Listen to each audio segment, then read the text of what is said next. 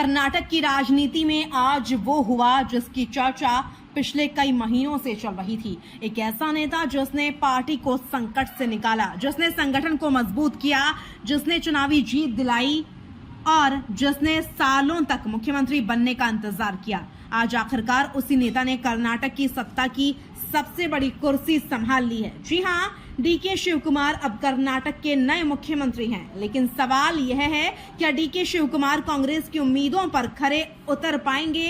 क्या सिद्धारमैया युग का अंत हो चुका है? क्या कांग्रेस ने 2029 की तैयारी शुरू कर दी है?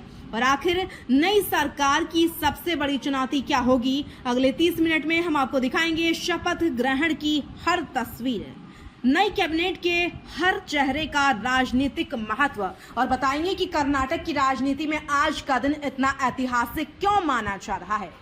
बेंगलुरु का लोक भवन, ग्लास हाउस का भव्य परिसर, कांग्रेस के दिग्गज नेताओं की मौजूदगी और हजारों कार्यकर्ताओं का उत्साह। बुधवार को पूरा कर्नाटक एक ऐतिहासिक पल का गवाह बना।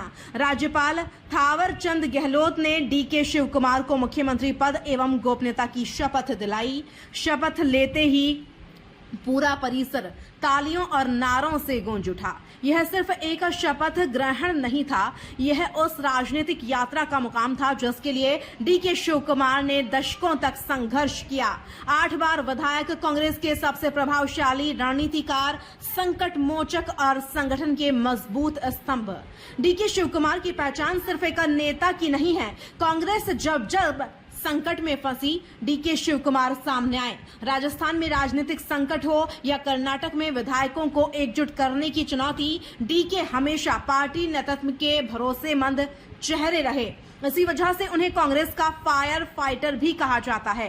इस सत्ता परिवर्तन की कहानी भी बेहद दिलचस्प है। हाल ही में कांग्रेस हाईकमान के निर्देश के बाद सिद्धारमैया ने मुख्यमंत्री पद से इस्तीफा दिया। इसके बाद मुख्यमंत्री की कुर्सी को लेकर चर्चाएं तेज हो गईं।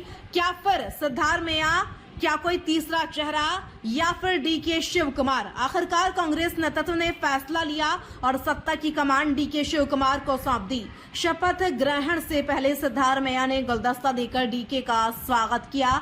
यह तस्वीर पूरे देश में चर्चा का विषय बन गई। इस कार्यक्रम में कांग्रेस अध्यक्ष मल्लिकार्जुन खड़गे मौजूद रहे, राहुल गांधी मौजूद रहे, केसी वेणुगोपाल मौजूद रहे। कांग्रेस के कई राष्ट्रीय नेता और वरिष्ठ पदाधिकारी मौजूद रहे। कार्यक्रम में कांग्रेस कार्यकर्ताओं का उत्साह देखते ही बन रहा था।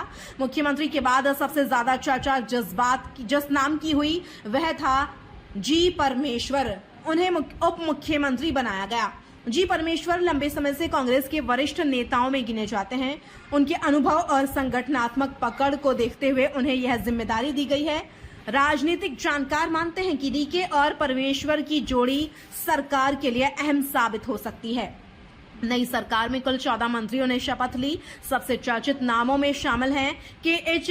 Muniyappa, KG. George, MB. Patil, Ramalinga Reddy, Satish Jarkiholi, Krishna Byregowda, Priyanka खड़गे, यूटी खादर, ईश्वर खांद्रे, यतीन्द्र सिद्धारमैया, बैराठी सुरेश, शरण प्रकाश पाटिल और अन्य वरिष्ठ नेता।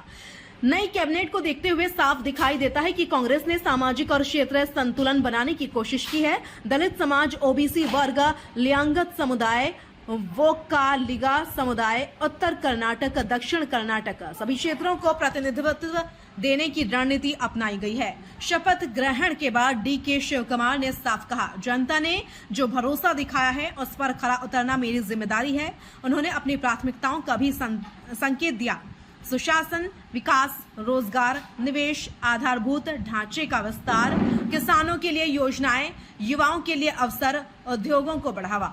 डीके सरकार के सामने चुनौतियां, लेकिन चुनौतियां भी कम नहीं हैं। महंगाई, बेरोजगारी, शहरी ट्रैफिक, बेंगलुरु का इंफ्रास्ट्रक्चर, निवेशकों का भरोसा, ग्रामीण विकास, जल संकट और विपक्ष का दबाव। इन सभी मोर्चों पर नई सरकार की परीक्षा होगी। विशेषज्ञों का मानना है कि यह बदलाव केवल कर्नाटक तक सीमित नहीं है, इसका असर राष्ट्रीय राजनीति पर भी पड़ सकता है।